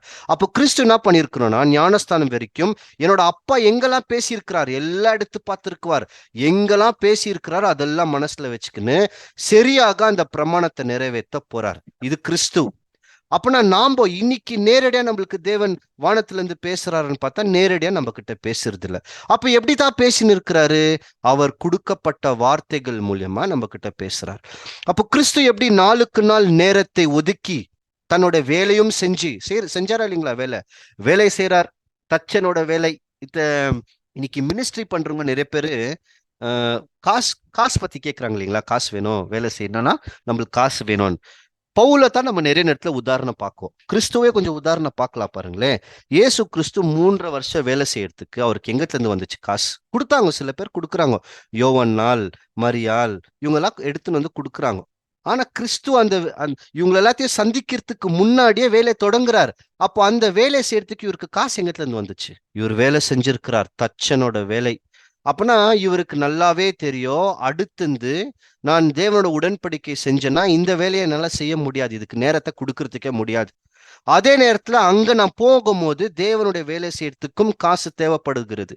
அப்போ கிறிஸ்து என்ன பண்ணிக்கிறாருன்னா தேவனுக்கு தேவையானதை அவரே சம்பாதிச்சு அந்த காசை தாங்க யூதாசு கிட்ட கொடுத்து வைக்கிறாரு. இது அவர் ஒரு உவமையிலே பேசிக்கிறார். ஒருவன் கோபுரத்தை கட்ட மனதாயிருந்தால் செல்லும் செலவை முதல் கணக்கிடணும். இத நமக்கு சொல்றாருன்னா முதல் அவர் செஞ்சிருக்குவாரு. அவர் கோபுரத்தை கட்ட வராரு, அதுக்கு என்ன செலவு நடுக்கோ முதல் கணக்கு போடுறார், தேவையானதையும் சேர்த்து வைக்கிறார். தன்னை குறித்து எங்கெல்லாம் எழுதப்பட்டிருக்கு எல்லாத்தையும் படிக்கிறார். அப்போ கிறிஸ்து அந்த மாதிரி இருக்கிறார்னா புது சிருஷ்டியும் அப்படித்தான் இருக்கும். தன்னை குறித்து எங்கெங்கெல்லாம் தேவன் பேசி இருக்கிறார் தேடும். என்னை குறித்து எங்க சொல்லியிருக்கு? இப்ப பார்த்தோம் சங்கீதத்துல ராஜகுமாரத்தி எப்படி ஓப்பேரின் தங்கத்தை போட்டு அணிந்து கொண்டு ராஜாவிடத்தில் குட்டி சென்று போயின்னு இருக்கிறாங்க. இது யாருன்னா சபை. அந்த அழைப்புக்குள்ளதான் நம்ம வந்திருக்கிறோம். அப்ப இந்த மாதிரி என்னை குறித்து சபையை குறித்து எங்கெல்லாம் எழுதப்பட்டிருக்கு, எப்படி நான் மாற முடியும்ட்டு அனுதினமும் நேரத்தையும் காலத்தையும் ஒதுக்கி சத்தியத்துக்காக தேடுமா. கிறிஸ்து மூலியமாக பிறந்த புது சிருஷ்டிக்கு இது நல்லா புரியும். அதுதான் தேடின்னு வருமா. இப்ப அடுத்தது இயேசு கிறிஸ்து 12வது வயசு முடிஞ்ச பின்பு அவர் எங்க போறாருன்னா ஞானஸ்தானத்துக்குள்ள போறார். ஆனா இந்த ஞானஸ்தானத்தை நம்ம எடுத்து அப்படியே கம்பேர் பண்ண முடியாது. ஏன் முடியாதுன்னா கிறிஸ்துவோட பிறப்பு தான் புது சிருஷ்டியின் ஞானஸ்தானம். ஞாபகம் இருக்குங்களா? அப்படித்தான் நம்ம பார்த்துன்னு வந்துன்னு இருக்கிறோம். அப்போ இங்க இயேசு கிறிஸ்து ஞானஸ்தானம் எடுக்கிறாருன்னா புது சிருஷ்டிக்கு இதுல இருந்து என்ன காரியம்? கிறிஸ்து பேசின ஒரு வசனம். இயேசு கிறிஸ்து ஞானஸ்தானம் எடுக்கிறதுக்கு போகும்போது யோவான் ஸ்தானகர் தக்குறார். அப்ப யோவான் ஸ்தானகர் சொல்றார், ஆண்டவரே நீங்க எனக்கு ஞானஸ்தானம் கொடுக்கணும், உங்களுக்கு நான் ஞானஸ்தானம் கொடுக்க முடியாதுன்றார். அப்ப இயேசு கிறிஸ்துனா பிரதி உத்தரமா சொல்றாருன்னா இப்பொழுது இடம் கொடு, எல்லா நீதியையும் நிறைவேற்றணும்ன்றார். அப்பனா இயேசு கிறிஸ்து ஞானஸ்தானத்தின் மூலியமாக ஒரு நீதியை நிறைவேற்ற வேண்டியது இருந்துச்சாம். மத்தேயு 3:15. இயேசு அவனுக்கு பிரதியுத்தரமாக, இப்பொழுது இடங்கொடு, இப்படி எல்லா நீதியையும் நிறைவேற்றுவது நமக்கு ஏற்றதா இருக்கிறது என்றார். அப்போ அப்பொழுது அவருக்கு போதுங்க, கிறிஸ்துவோட ஞானஸ்தானத்தில் அவர் நீதியை நிறைவேற்றுறார். அப்போ புது சிருஷ்டியோட வாழ்க்கையில கூட அவங்க ஏதோ ஒரு நீதியை நிறைவேற்றணும் இல்லைங்களா? நீதி என்றால் பிரமாணம். நிறைவேற்றணுமா நிறைவேற்றக்கூடாதா? நிறைவேற்றணும். நமக்கு கொடுக்கப்பட்ட பிரமாணத்துக்கு பேரு நான் பாத்தீங்கன்னா, புது சிருஷ்டி கொடுக்கப்பட்ட பிரமாணத்துக்கு பேரு ராஜரீக கட்டளை. இதை நிறைவேற்றணுமா? இந்த ராஜரீக கட்டளைய யாக்கோபு சொல்றார். யாக்கோபு 2:8. உன்னிடத்தில் நீ அன்பு கூறுகிறது போல பிறனிடத்திலும் அன்பு கூறுவாயாக என்று வேத வாக்கியம் சொல்லுகிற ராஜரீக பிரமாணத்தை நீங்கள் நிறைவேற்றினால் நன்மை செய்வீர்கள். நன்மை செய்வீர்கள். இந்த பேரு, இந்த நன்மை செய்வீர்கள்ன்ற விஷயத்த கொஞ்சம் கவனிச்சு பார்க்கலாம். காயனு கிட்ட பேசுறார். காயன் ஆபேல் ஞாபகம் இருக்கா? காயன் கிட்ட சொல்லும் போது, நீ நன்மை செய்தால் மேன்மை இல்லையோன்னு கேட்குவார். காயன் நன்மையை செய்யல. அப்போ இங்க நம்ம கிட்ட என்ன சொல்றாருன்னா, மீண்டும் இந்த ராஜரீக கட்டளை, ராஜரீக பிரமாணத்தை நிறைவேற்றினா நன்மையை செய்வோமா? யாரோட பார்வையில்னா தேவனோட பார்வையில் நன்மை செய்கிறோமா? இந்த நன்மை செய்கிறவர்களை பத்தி தான் உயிர்த்தெழுதல பேசும்போது, நன்மை செய்தவர்கள் நித்திய ஜீவனுக்குள் போவார்கள்னு இருக்கும். எந்த நன்மை செய்தவர்கள்னா இந்த ராஜரீக பிரமாணத்தை நிறைவேற்றினவர்கள். எப்படி கிறிஸ்துவும் ஒரு பிரமாணத்தை நிறைவேற்றுறாரோ, புது சிருஷ்டியும் இந்த பிரமாணத்தை நிறைவேற்றும். அப்புறமா இயேசு கிறிஸ்து ஞானஸ்தானம் எடுத்த உடனே வனாந்திரத்துக்குள்ள போயிட்டார். ஆனா 40 நாள் வனாந்திரத்துக்குள்ள போறார். அப்போ வனாந்திரத்துல நடந்த ஒவ்வொரு சம்பவத்தை கொஞ்சம் கவனிக்கலாம் பாருங்களே. வனாந்திரத்துல போறார். போன உடனே உலகத்துக்கும் அவருக்கும் சம்பந்தம் கிடையாது. இருந்துச்சா? இல்ல. அவர் உலகத்தை விட்டு வனாந்திரத்துல தனிமையில போயிட்டார். போய் யாரோட தொடர்புல இருக்கிறார்னா பிதா கிட்ட தான் தொடர்புல இருக்கிறார், தன் அப்பாவிடத்தில். அவர் எந்த அளவுக்கு தொடர்புல இருந்திருக்கிறாருன்னு நம்மளால புரிஞ்சுக்க முடியுதுன்னா, அப்பாவும் குமாரனும் பேசின்னு இருக்கிறாங்க, ஏதோ பேசி இருக்கிறாங்க, தொடர்புல இருக்கிறார். அப்போ அவர் எந்த அளவுக்கு தொடர்புல இருக்கிறாருன்னா, நான் இந்த அப்பாவோட தொடர்பை துண்டிச்சு கொஞ்ச நேரத்தை போய் நான் சாப்பிட்றதுக்கு போலாம் அப்படின்னு நினைக்கிறது கூட வீணு நினைச்சாரா. நான் சொல்ற வருது புரியுதுங்களா? அப்பா கிட்ட பேசினேக்கிறாரு. அப்பாவே கொஞ்ச நேரம் இரு, எனக்கு பசி எடுக்குது, நான் 1 மணி நேரம் பிரேக் கொடு, நான் போய் சாப்பிட்டுட்டு நான் உங்ககிட்ட வந்து திருப்பி பேசுறேன்றது கூட அவர் யோசிக்கலையா. இப்படி போய் மனுஷன், நான் போய் இந்த அப்பத்துக்காக நேரத்தை வீணாக்குறதுக்கு பதிலா இங்க அவர்கிட்ட பேசி செத்து போறதே மேலுன்னு சொல்லி 40 நாள் சாப்பாடு பத்தி கூட யோசிக்கலையா. அதைத்தான் உண்ணாவிரதம், ஃபாஸ்டிங்னு இன்னைக்கு சொல்லிடுறோம் நம்ம. அவர் அங்க என்ன பண்ணிட்டாரு? அவரு சாப்பிடாம ஃபாஸ்டிங் பண்ணிட்டாரு. நாம கூட 40 நாள் இருக்கணும்னு இல்ல. அவர் சாப்பிடுறத ஒரு பொருட்டாகவே எண்ணில்லையா. அப்போ அவர் எது மேலதான் நம்பிக்கை வச்சாருன்னா, மனுஷன் அப்பத்தினால் மட்டுமல்ல, மேலத்திருந்து தேவனுக்கிட்ட இருந்து வந்து நிற்கு வார்த்தை. இததான் பேசுறாரு. தேவனுக்கிட்ட இருந்து 40 நாள் வார்த்தை வந்து நிற்கு. அப்போ தேவனோட வாயிலிருந்து வர ஒவ்வொரு வார்த்தைனால் பிழைப்பான்னு சொல்றாருன்னா, இங்க முதல் அதை செஞ்சிருக்கிறார், அதை அனுபவிச்சிருக்கிறார். அதனாலதான் அவரால் உறுதியா சொல்ல முடியுது. அதை அனுபவிச்ச தொட்டு தான் அங்க சொல்றாரு. அப்ப முதல் இங்க மேலத்திருந்து வந்த வார்த்தையை சாப்பிட்டு உயிர் வாழ்ந்திருக்கிறாரா. இந்த மாதிரி எங்கேயாவது நடந்திருக்கா அப்படின்னா நடந்திருக்கு. எங்க? வனாந்திரத்துல நடந்திருக்கு. வனாந்திரத்துல இங்க 40 வருஷம் இருக்கிறாங்க இவங்க. பாருங்க, அங்க 40 நாள், இங்க 40 வருஷம் இருக்கிறாங்க. இங்க 40 வருஷம் இருக்கும்போது இவர்களுக்கும் பரலோகத்திலிருந்து சாப்பாடு கொடுக்கப்பட்டுச்சு. கிறிஸ்துவுக்கு மேல தேவனோட வாயிலிருந்து வந்த வார்த்தைனால் பிழைத்தாரு. இங்க மேலத்துல இருந்து வந்த மண்ணானால பிழைத்தார்கள். நல்லா கவனிச்சுனே வாங்க, மண்ணானால பிழைத்தார்கள். இப்போ இதுல இருந்து புது சிருஷ்டிக்கான பாடம் என்ன அப்படின்னா, இயேசு கிறிஸ்து எப்படி 40 நாள் வனாந்திரத்தில் இருந்தாரும், பழைய ஏற்பாட்டுல மாம்சத்துக்குரிய இஸ்ரேலர்கள் வாழ்க்கை முழுவதும் வனாந்திரத்தில் இருந்தார்களும், வாழ்க்கை முழுவதும் சொல்லும் போது அங்க பிறந்தவர்கள், அப்புறமா எகிப்தை விட்டு வந்தவர்கள், அங்க செத்தவர்கள், இவங்களோட வாழ்க்கை அங்க முடியுது வனாந்திரத்துல. அந்த மாதிரி புது சிருஷ்டி ஆகிய நாம கூட நம்மளோட இப்போ இருக்கிற இடம் வனாந்திரமாகத்தான் இருக்க வேண்டும். ஏன் வனாந்திரமாகத்தான் இருக்க வேண்டும் அப்படின்னு சொல்றாருன்னா, எப்படி கிறிஸ்து உலகத்தை விட்டு வனாந்திரத்துக்குள் வந்தாரோ, நாம கூட உலகத்தை விட்டு வெளியே வந்தவர்களா. யோவான் 15:19. நீங்கள் உலகத்தாராய் இருந்தால் உலகம் தன்னுடையதை சிநேகித்திருக்கும். நீங்கள் உலகத்தாராய் இராதபடியினாலும் நான் உங்களை உலகத்திலிருந்து தெரிந்து கொண்ட படியினாலும் உலகம் உங்களை பகைக்கிறது.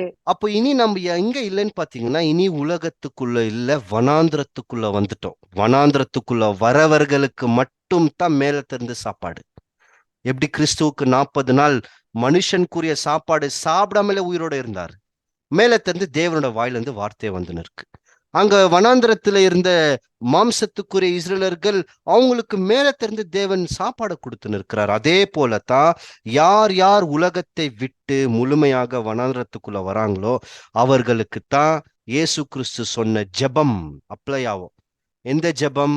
பரலோகத்தில் இருக்கிற எங்கள் பிதாவே சொல்லிட்டு, எங்கள் அனுதின உணவை எங்களுக்கு தந்தருளும் சொல்றாரு இல்லைங்களா? இந்த அனுதின உணவு நம்மளுக்கு கிச்சன்ல செய்யற சாப்பாடு இல்லையா, வசனத்திலிருந்து கிடைக்கிற சத்தியம். இதுதான் ரொம்ப ரொம்ப முக்கியம். அனுதினமும் தேவனே எனக்கு கொடுத்துருங்க. நான் வசனத்தை திறந்து படிச்சேனா, ஏதோ ஒன்ன தியானிச்சேனா, அதுக்குள்ள இருக்கிற சத்தியத்தை எனக்கு கண்ணுக்கு காமிங்கோ. தேடி போகுமா புது சிருஷ்டி, அனுதினமும் தேவையான சாப்பாடு. அப்ப இவங்களுக்கு எங்க தந்தா வருதுன்னு பாத்தீங்கன்னா, கொலோசியர் 3:2 சொல்லும் போது, கீழானவைகள் அல்ல மேலானவைகளை நாடி ஓடுங்கள், மேல திறந்து தான் அந்த சாப்பாடு வரும். மத்தேயு 4:4 சொல்லும் போது, மனுஷன் அப்பத்தினால் மட்டுமல்ல தேவனோட வாயிலிருந்து வர வார்த்தையினால் பிழைப்பான். இது இயேசு கிறிஸ்துவுக்கு மட்டுமல்ல, தன்னுடைய சபைக்கும் பொருந்தும். எப்படி பொருந்தும்?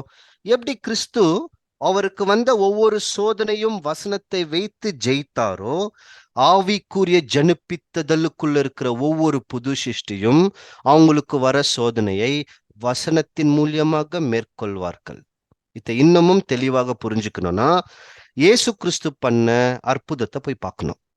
இயேசு கிறிஸ்து என்ன அற்புதத்தை அங்க செய்யறாரு?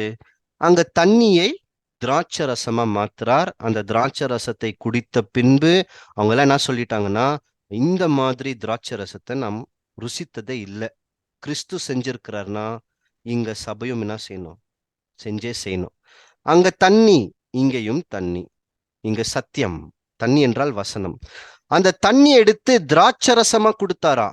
புது சிருஷ்டிகள், இன்னும் சொல்ல போனா நம்ம எல்லாருமே புது சிருஷ்டி தான். ஒருவன் கிறிஸ்துக்குள் இருந்தால் புது சிருஷ்டி. இந்த மாதிரி மனநிலைமையில் இருக்கிற புது சிருஷ்டிகள் வசனத்தை படிச்சு வெளியோ எடுத்தாங்கன்னா எப்படி வர தெரியுங்களா? திராட்சரசத்தை போல் வருமா. அது ரொம்ப இனிமையா இருக்குமா. இது ஒவ்வொருத்தங்களுக்கும் பொருந்தும். இன்னைக்கு தனிப்பட்ட முறையில் படிச்சுன்னு இருக்கிறவர்கள், இன்னைக்கு உங்களுக்கு கூட நிறைய புக்ஸ் கொடுக்கப்பட்டிருக்கோ, உங்களுக்கு கையில பைபிள் எல்லாம் கொடுக்கப்பட்டிருக்கோ. அப்போ இன்னைக்கு நீங்க பைபிள் படிக்கிற விதமே மாறி இருக்கும். இப்போ ஒரு வருஷத்துக்கு முன்னாடி 2 வருஷத்துக்கு முன்னாடி பார்த்த வசனங்களை இன்றைய தினத்துல பாத்தீங்கன்னா ரொம்ப ரொம்ப சுவையா இருக்கும். அதுக்குள்ள இருக்கிற அந்த மன்னாக்குள்ள, அந்த மலை துளிகளுக்குள்ள இருக்கிற மன்னாவை போல் வசனத்துக்குள்ள இருக்கிற சத்தியம் நம்ம கண்ணுக்கு கிடைச்சுன்னு வரும். இதைய அவர்கள் எடுத்து வந்திருக்கிற விருந்தாளிகளுக்கு கொடுத்ததை போல் இன்னைக்கும் அநேக சகோதர சகோதரிகள் வசனத்தின் மூலியமாக வர சத்தியங்கள் எடுத்து நிறைய பேருக்கு பரிமாறின்னு இருக்கிறாங்க, நிறைய பேருக்கு செஞ்சுன்னு இருக்கிறாங்க. இது எல்லாமே ஒரு புது சிருஷ்டினால் செய்ய முடியும். அப்போ ஒருவேளை இன்னைக்கு நீங்க இதை செஞ்சுன்னு இருக்கிறீங்கன்னா, நம்ம என்ன புரிஞ்சுக்கலான்னு பாத்தீங்கன்னா, இந்த ஆவிக்குரிய ஜனிப்பித்ததல்ல கிடைக்கப்பட்ட இந்த வித்துன்ற புது சிருஷ்டி நம்மளுக்குள் நாளுக்கு நாள் வளர்ந்துன்னு வந்துன்னு இருக்குது. நாம ஆவியில் அனலா இருக்கிற தொட்டு வளர்ந்துன்னு வந்துன்னு இருக்குதுன்ற காரியத்தை புரிஞ்சுக்கலாம். ஒருவேளை நான் இன்னமும் நான் செய்யலைன்னா, இந்த நிலைமைக்கு வரலன்னா, எனக்குள்ள இருக்கிற இந்த புது சிருஷ்டி நான் என்ன பண்ணிட்டு இருக்கிறேன்னா இன்னமும் அதை வளர வைக்கலன்னு அந்த கண்ணோட்டத்துல தெரிஞ்சுக்கலாம். இனி நான் எங்க இருக்கிற அப்படின்ற இந்த முகவரியை இந்த பாடம் காமிக்கும். இது ரொம்ப டீட்டெயிலா போற ஒரு பாடம். முடிஞ்சா அடுத்த வருஷத்துல ஜேர்னி ஆஃப் கிரைஸ்ட், கிறிஸ்துவின் பயணத்துல இதை நம்ம இன்னும் கூட கொஞ்சம் டீட்டெயிலா கவர் பண்ணுவோம். இப்போ இயேசு கிறிஸ்து என்ன பண்றாருன்னா, அவர் இந்த இந்த அற்புதத்தை முடிச்ச பின்பு ரொம்ப பெரிய பெரிய அற்புதங்களை செய்யறார். பிசாசு பிடித்தவர்கள் விடுதலை ஆக்குறார். அப்புறமா கட்டில் கிடையா இருக்கிறவர்கள், உதாரணத்துக்கு பேதுருவின் மாமியார் கட்டில் கிடையா இருந்தாங்க, அவங்களை குணமாக்குறார். லெப்ரசி அவங்களுக்கு எப்படி வந்திருக்குதுன்னு பாத்தீங்கன்னா, அவங்க மேல லெப்ரசி எல்லாம் வந்திருக்குது, குஷ்டரோகம், அதை குணமாக்குறார். பக்கவாதம் வந்தவர்களை குணமாக்குறார். செத்து போனவர்களை உயிரோட வர வைக்கிறார். கண்ணு குருடா இருக்கிறவர்களுக்கு கண்ணு கொடுக்கிறார். ஒவ்வொரு புது சிருஷ்டியும் அவங்களோட வாழ்க்கையில இதை செஞ்சுன்னு வராங்க, இன்னைக்கு செஞ்சுன்னு வந்துன்னு இருக்கிறாங்க, செய்வார்கள். எப்படி செய்வார்கள்? இன்னைக்கு பிசாசு பிடிச்சவர்கள் அன்னைக்கு நிறைய பேர் இருந்தாங்களா கிறிஸ்தோட காலத்துல, சுகமாக்குனார். அந்த மாதிரி இன்னைக்கு பிசாசின் உபதேசத்துக்குள் அநேகர் மாட்டிக்கொண்டு நிற்கிறார்கள். சத்தியத்தை அறிவீர்கள், சத்தியம் உங்களை விடுதலையாக்கும். இன்னைக்கு நிறைய பேர் விடுதலை ஆயின்னு இருக்கிறாங்க, கட்டில் கிடையா இருக்கிறாங்களா, அவங்க நம்பி நிற்கிற கோட்பாடுகள்ல அதுலயே மாட்டி நிற்கிறாங்களா, சத்தியத்துல இருந்து விடுதலை ஆக்கி நிற்கிறாங்க. அப்புறமா அவங்க மேல என்ன இருக்குதுன்னு பாத்தீங்கன்னா, இன்னமும் அந்த லெப்ரசின்னு சொல்லப்படுகிற குஷ்டரோகம் இருக்கு. இதுதான் நம்ம நல்ல அந்த இதுல கூட பார்த்தோம், ஐஸ்வர்யவான் மற்றும் ஏழை லாசரஸ். அந்த மனுஷனுக்கு பருக்களால் நிரம்பி இருந்தவர், பாவம், பக்கவாதம் வந்தவர்கள், கை கால் வேலை செய்யாது, தேவனுக்காக கிரியையும் தேவனோட வழிகளை இன்னைக்கு ஜனங்களால நடுக்க முடியாம இருக்கு. சத்தியம் அவர்களை விடுதலை ஆக்கின்னு இருக்கு. செத்து போன நிலைமையில இருக்கிறாங்களா, உலகத்துக்கு செத்து போனவர்கள், உலகத்தில் செத்தவர்கள், அவங்க உயிர்த்தெழுந்து வந்து நிற்கிறாங்க. கண் இல்லாதவர்கள் இன்னைக்கு பிரகாசமான மனக்கண்கள் கிடைச்சுன்னு இருக்கு. கிறிஸ்து செஞ்ச மாதிரி இங்கேயும் ஆவிக்குரிய ஜனிப்பித்துதலுக்காக செய்யப்பட்டிருக்கு. நல்லா கவனிக்கலாம், இது புரிஞ்சுக்கிறதுக்கு கொஞ்சம் கஷ்டம். இயேசு கிறிஸ்து மாம்சத்துக்கு செஞ்சார். இது எதுக்கு அடையாளம்னு பாத்தீங்கன்னா, 2 இடத்துக்கு அடையாளம். ஒண்ணு, கிறிஸ்துவின் ராஜ்யத்துல இது அப்படியே திருப்பி எல்லாருக்குமே செய்ய போவார். இது மட்டும் செய்வாரான்னு பார்த்தா இது மட்டும் அல்ல, அவங்களோட மனக்கண்களை கிறிஸ்து திறக்குவாரா இல்லையா? திறக்குவார். அப்புறமா அவங்க சாத்தானோட பிடியில இருந்து வெளியே வந்திருக்குவாங்களா, உபதேசத்துல இருந்து வந்திருக்குவாங்க, சொல்லுவாங்களா, எங்களோட மூதாதையர்கள் வீண் கதையை சொல்லி வச்சுட்டு போயிட்டாங்க, அதை நம்பின்னு இருந்தோம், எல்லாருமே அதை விட்டு வருவாங்க. இது 2 பாகமா இருக்கு. கிறிஸ்துவோட முதலாம் வருகையில மாம்சத்தை சுகமாக்குனார். இப்போ அவரோட சபை வந்து ஒரு மனுஷனோட ஆவியை, அதாவது சிந்தனையை சுகமாக்கின்னு இருக்கு. ராஜ்யத்துல இது 2மே ஒன்னா நடக்கும். மாம்சமும் சுகமாகும், ஆவிக்குரிய சிந்தனையும் சுகமாகும். ஆனா கிறிஸ்துவோட முதலாம் வருகையில் அது நடந்துச்சா பாருங்க? நடக்கல. என்ன பண்ணாரு? ஆவியை யாருக்கு சுகமாக்குனாருன்னா அப்போஸ்தலர்களுக்கு. மாம்சத்தை சுகமாக்கல. உதாரணம் பவுல், மாம்சத்துல கடைசி வரைக்கும் இருந்து சாவறாரு, ஆனா அவரோட சிந்தனை மாறி இருக்கு, ஆவியை சுகமாக்குனார். ஆனா மாம்சத்தை சுகம் பெற்றவர்கள், அவங்களுக்கு ஆவிக்குரிய சுகம் கிடைக்கல. கிறிஸ்துவோட காலத்துல வந்தார்கள், சுகமாக்கப்பட்டார்கள், பழைய நிலைமைக்கு போயிட்டாங்க. இது 2மே சேர்ந்து தான் எங்க நடக்கும்னு பாத்தீங்கன்னா ராஜ்யத்தில் நடக்கும். இயேசு கிறிஸ்து பண்ண அற்புதத்திலே ஒரு தனி பாடம் இருக்குங்க. 26 அற்புதங்கள் செஞ்சிருக்கிறார். இந்த மாதிரி பெரிய பாடம் அது முடிஞ்சா. சரி, இப்போ ஒரு புது சிருஷ்டியோட மனநிலைமை எப்படி இருக்கும்னா, நான் இன்னைக்கு கண்ணு மூடிட்டேன்னா, நான் செத்துட்டேன்னா உடனடியா என் அப்பாவை பார்க்கணும் அப்படின்ற சிந்தனையும் வந்துருமா. இன்னும் கொஞ்சம் நம்ம புரிஞ்சுக்கணும்னா, என்னைய ஒரு உதாரணம் எடுத்துக்கலாம். இப்போ நான் சாவறதுக்கு தயாரா அப்படின்னா நான் இல்லைன்னிடுவேன். ஏன் இல்லைன்னா, எனக்கு உறுதியா தெரியும் நான் கண் மூடிட்டா அப்பாவை பார்க்க முடியாது. ஏன் பார்க்க முடியாது? ஏன்னா எனக்கே தெரியுது நான் அவ்வளவு பாவத்துல இருக்கிறேன். அப்போ நான் ஃபர்ஸ்ட் உறுதியாகணுமா, ஆமா இப்போ நான் சாக தயாராயிட்டேன். அந்த மனநிலைமை எப்போ ஒரு மனுஷனுக்கு வருதோ முழுமையாக மாறி இருக்கிறாங்கன்னு அர்த்தம். இப்போ நான் சாவறதுக்கு தயார், செத்தா நான் அப்பாவை பார்க்குவேன்ற உறுதி அவங்க மனசுக்கு வந்திருக்குமா. கிறிஸ்துவோட இன்னொரு அற்புதத்துல கொஞ்சம் கவனிக்கலாம். டைம் ஆனதுனால நான் 1 மணி நேரம் ஆயிடுச்சு, கொஞ்சம் ஃபாஸ்டா போறேன். இது கொஞ்சம் பெரிய பாடம் தான். இயேசு கிறிஸ்துவோட இன்னொரு அற்புதம், அவரு எங்க போயின்னு இருக்கிறாரு? படகுல போயின்னு இருக்கிறார். கலீலியா கடல்ல போயின்னு இருக்கிறார். படகுல போயின்னு இருக்கும் போது தூங்கின்னு இருக்கிறார். அப்போ ஒரு பெரிய காத்தடிக்குது. காத்தடிச்ச உடனே இயேசு கிறிஸ்து எந்திரிச்சு வந்து அந்த காத்த அடுக்குனார். இப்ப நாம கூட கலீலியா கடல் மேல தான் நாமளும் போயின்னு இருக்கிறோம். நாம கூட படகுல தான் இருக்கிறோமா. ஆனா புது சிருஷ்டி தூங்கின்னு இருக்குமா. நல்லா கவனிங்க, இதுல தான் ஒரு திருப்பமே இருக்கும். இயேசு கிறிஸ்து தூங்கின்னு இருக்கிற மாதிரி புது சிருஷ்டியும் தூங்கின்னு இருக்குமா. அது எப்படி பார்க்கலாம்? அங்க ஒரு பெரிய பெரிய இது வந்த மாதிரி, ஒரு பெரிய காத்து வந்த மாதிரி, இங்கேயும் ஒரு பெரிய காத்து வந்து நிற்கான், அடிச்சு நிற்கான். இயேசு கிறிஸ்து அதைய தன் படகுக்கு நிறுத்தின மாதிரி இந்த காத்து புது சிருஷ்டியை ஒண்ணுமே செய்யாதான். இப்ப இதெல்லாம் எதுன்ட்டு ஒவ்வொன்னா பார்க்கணும் வசனத்தின் மூலியமாக. அங்க கலீலியா கடல், இன்னைக்கு அங்க கலீலியா கடல் படகு. நாம கூட இன்னைக்கு கடல் மேலதான் இருக்கிறோம். எந்த கடல் மத்தியில் இருக்கிறோம். இன்னும் சொல்ல போனா எந்த கடல் மத்தியில் இருக்கிறோம்னு பாத்தீங்கன்னா, துன்மார்க்கர்கள் கொந்தளிக்கிற கடலை போல் இருக்கிறார்கள். ஏசாயா 57:20. நாம யார் மத்தியில தான் வாழ்ந்துன்னு இருக்கிறோம்னா, துன்மார்க்கர்கள் மத்தியில தான் வாழ்ந்துன்னு இருக்கிறோம். நாம கூட கொந்தளிக்கிற கடல்ல தான் நாமளும் இருக்கிறோம். அங்க பேலையில போயின்னு இருக்கிறாங்களா, போட்ல போயின்னு இருக்கிறாங்களா. அப்ப நாம கூட இன்னைக்கு போட் வச்சுன்னு இருக்கணுமானா வச்சுன்னு இருக்கிறோமா நம்ம கிட்ட கூட. 1 தீமோத்தி 1:19 சொல்றாரு, விசுவாச பேலை. அப்ப நாம கூட விசுவாசம் என்ற பேலையில் பயணித்து கொண்டு நிற்கிறோம். அங்க இயேசு கிறிஸ்துவோட சரீரம் தூங்கின்னு இருக்கு. ஆனா அவரோட சிந்தனை எந்நேரமும் விழித்து கொண்டுனே இருக்கும். அதே போலத்தான் இன்னைக்கு நம்மளோட மாம்சம்ன்ற சரீரம் தூங்கி நிற்கணும். அது எந்திரிச்சு அதோட கிரியை செய்யக்கூடாது. வாசிக்கலாம், ரோமர் 6:11. அப்படியே நீங்களும் உங்களை பாவத்திற்கு மரித்தவர்களாகவும் நம்முடைய கர்த்தராகிய இயேசு கிறிஸ்துவுக்குள் தேவனுக்கென்று பிழைத்திருக்கிறவர்களாகவும் எண்ணிக்கொள்ளுங்கள். இந்த சிந்தனை பிழைத்திருக்கணும், ஆனா மாம்சம் செத்து போயிட்டு இருக்கணும், தூங்கின்னு இருக்கணும் மாம்சம். அப்பதான் எந்திரிச்சு காத்து அடுக்க முடியுமா. அங்க ஒரு பெரிய காத்து, இங்க பலவிதமான துர்போதனைன்ற காத்து அடிச்சுன்னு இருக்கான். எபேசியர் 4:14 மற்றும் 15. நாம் இனி குழந்தைகளாய் இராமல் மனுஷருடைய சூதும் வஞ்சிக்கிறதற்கேதுவான தந்திரமும் உள்ள போதகமாகிய பலவித காற்றினாலே அலைகளைப் போல அடிபட்டு அலைகிறவர்களாய் இராமல். நாம இந்த மாதிரி இருக்கக்கூடாதா? பலவிதமான காத்துல மாறாதவர்கள் எப்படி இருக்க முடியும்? கிறிஸ்து இயேசுக்குள் எல்லாவற்றிலும் வளர்ந்தவர்களா இருக்கணுமா. 15 அன்புடன் சத்தியத்தை கைக்கொண்டு தலையாகிய கிறிஸ்துவுக்குள் எல்லாவற்றிலேயும் நாம் வளர்கிறவர்களாகும்படியாக அப்படி செய்தார். எல்லாவற்றிலும் கிறிஸ்துவை போல் வளர்ந்து நிறந்தோம்னா இந்த காத்தை அவர் அடுக்குந்த மாதிரி பலவிதமான போதனை நம்மளை அணுகாது. கிறிஸ்துவும் அங்க தண்ணி மேல நடந்தார். அப்புறமா திருப்பி இந்த தண்ணியில இன்னொரு அற்புதமும் செய்யறார். தண்ணி மேல நடந்துன்னு வர்றார். கிறிஸ்து மட்டும் தான் நடுக்கிறாரான்னு பாருங்க, பேதுரும் நடுக்கிறார். ஆனா பேதுரு அவரோட கண்களை கிறிஸ்து இடத்திலிருந்து திருப்பின உடனே அவரு மூழ்க தொடங்கிட்டார். இப்ப நாம பேதுரு மாதிரி தான்.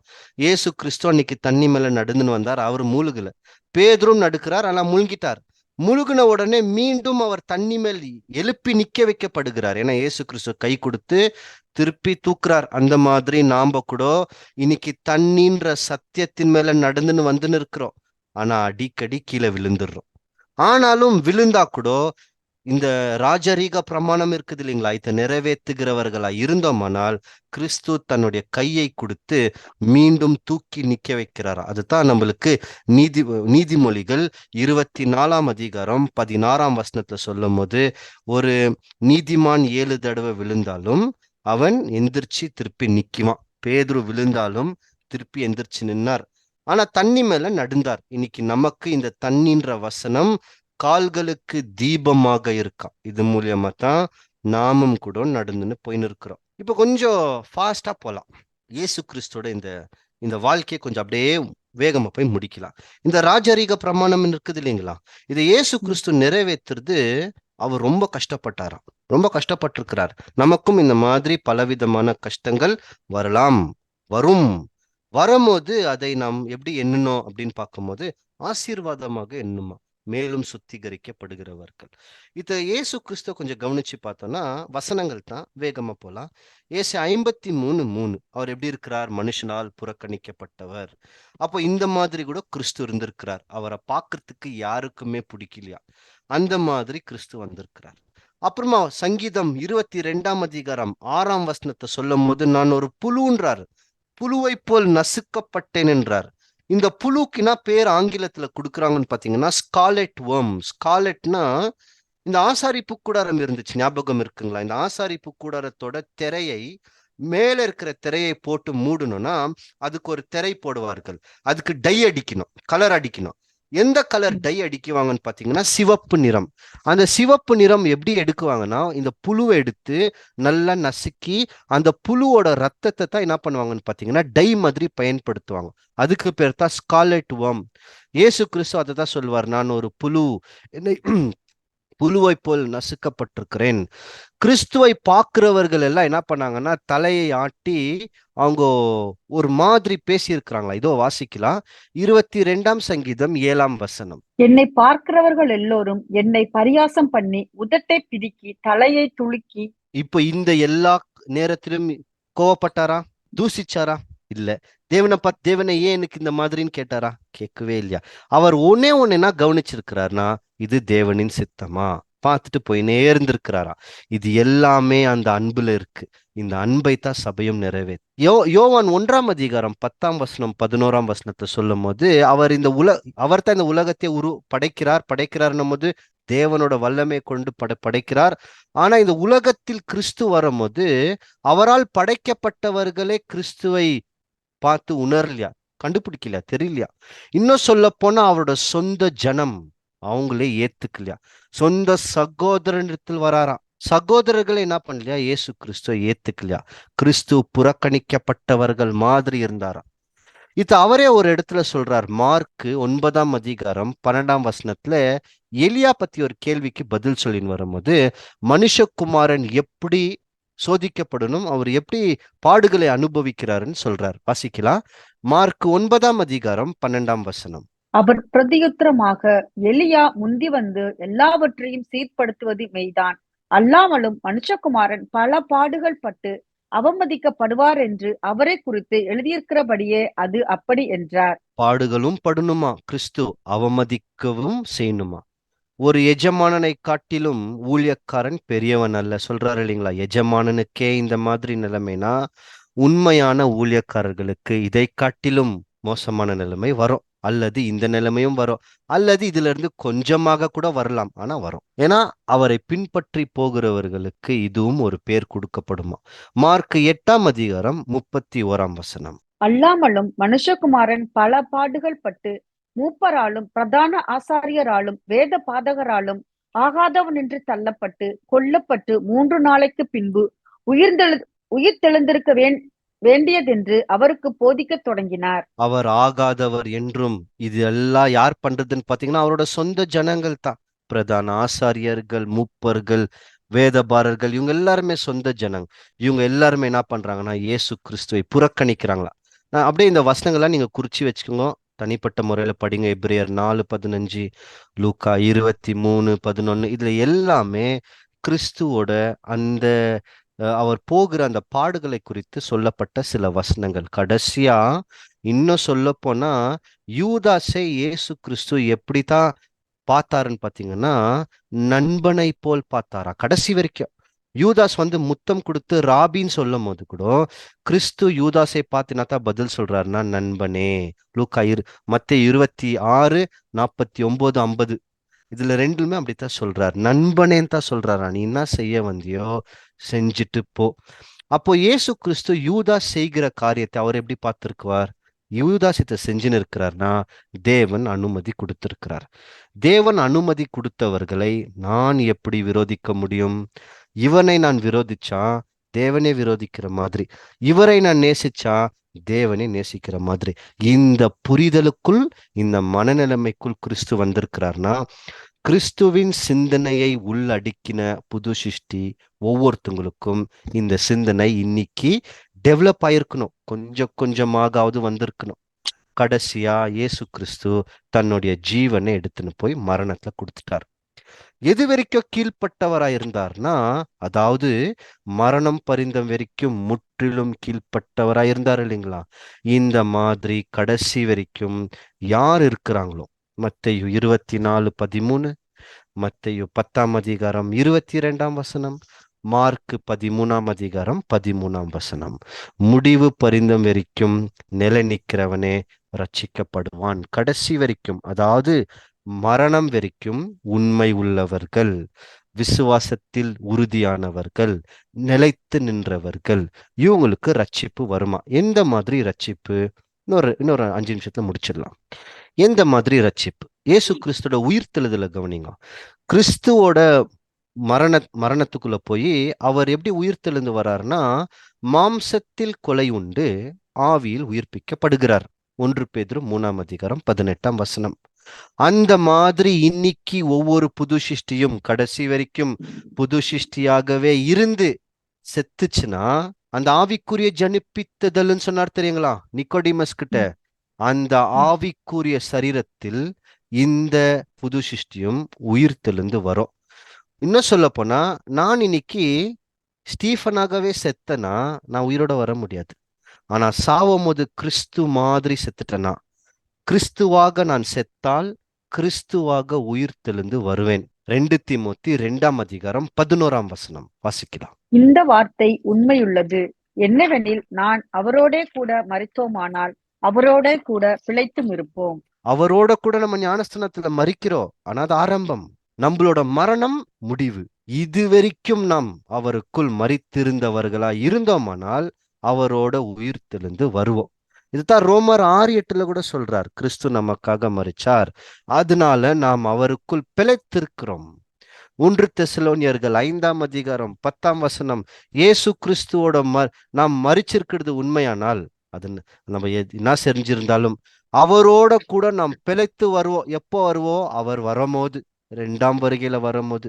அப்போ அவர் கூட நாம் நித்திய நித்தியத்துக்கும் வாழ முடியும். ஃபார் எவர்ன்றார். நித்திய நித்தியத்துக்கும் இருக்குமா. இத பவுல் இந்த ஜெனிப்பித்ததல் குறிச்சு 1 கொரிந்தியர் 15 ரொம்ப அழகா ஒரு விஷயத்த சொல்வார். மாம்சத்துக்குரிய இது, அதாவது அழிவுக்குரிய இது அழியாமையை தரித்து கொள்ள வேண்டுமா. 2 வசனத்தை வாசிக்கலாம். 1 கொரிந்தியர் 15 அதிகாரம் 42 மற்றும் 43. மரித்தோரின் உயிர்த்தெழுதலும் அப்படியே இருக்கும். அழிவுள்ளதாய் விதைக்கப்படும், அழிவில்லாததாய் எழுந்திருக்கும். மாம்சம் அதுதான் அழிவுக்குரியது. இது விதைக்கப்படும், அழிவில்லாததாய் ஆவிக்குரிய பிறப்பு, ஆவிக்குரிய ஜனிப்பித்ததல். அதுதான் உண்மையான ஜனிப்பித்ததல்.